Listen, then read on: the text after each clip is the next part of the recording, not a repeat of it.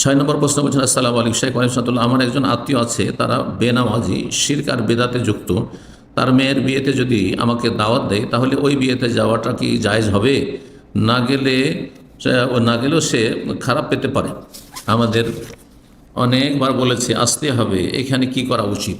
যদি কোনো আত্মীয় স্বজন বেনামাজি হয়, শিরক বেদাত করে, কিন্তু তাদের বিয়ের অনুষ্ঠানে কোনো হারাম কিছু না হয়, নারী পুরুষের অবাধ মেশা নেই, সেখানে যৌতুকের হারাম প্রথা নেই, এবং সেখানে ইসলাম বিরোধী কোনো কাজ হচ্ছে না, সেখানে গান বাজনা হচ্ছে না, সেখানে নারী পুরুষের ভিডিও করা হচ্ছে না, এক কথায় শরীয়ত বিরোধী কোনো কাজ নেই, হারামের কোনো আসর নেই, তাহলে জায়েজ রয়েছে, তাহলে যেতে পারেন। বেনামাজের বিয়েতে যেতে পারেন, আর শিরক বিদআত করছে তাদের বিয়েতে যেতে পারেন। কিন্তু যদি দেখেন যে এইসব আত্মীয়গুলো ওর বিয়েতে না গিয়ে যদি শাসন করে, তোমরা নামাজ না পড়লে তোমাদের বিয়েতে যাব না, তোমরা শিরক বিদআত না ছাড়লে তোমাদের বিয়েতে যাব না, আর এটা ফলপ্রসূ হবে, এতে হিতে বিপরীত নয় বরং ফায়দা হবে, আর তারা হেদায়েত হবে তো চাপে, তাহলে সেটা করতে পারেন চিকিৎসা হিসাবে, সেটা চিকিৎসা হিসাবে করতে পারেন। কিন্তু আত্মীয়তার সম্পর্ক চেয়ে নেওয়ার আশঙ্কা থাকলে, আর বিয়ের অনুষ্ঠানে কোনো হারাম কিছু যদি না থাকে, তাহলে আত্মীয়দের বিয়ে সাথে যাবেন, যদিও তারা পাপিষ্ট।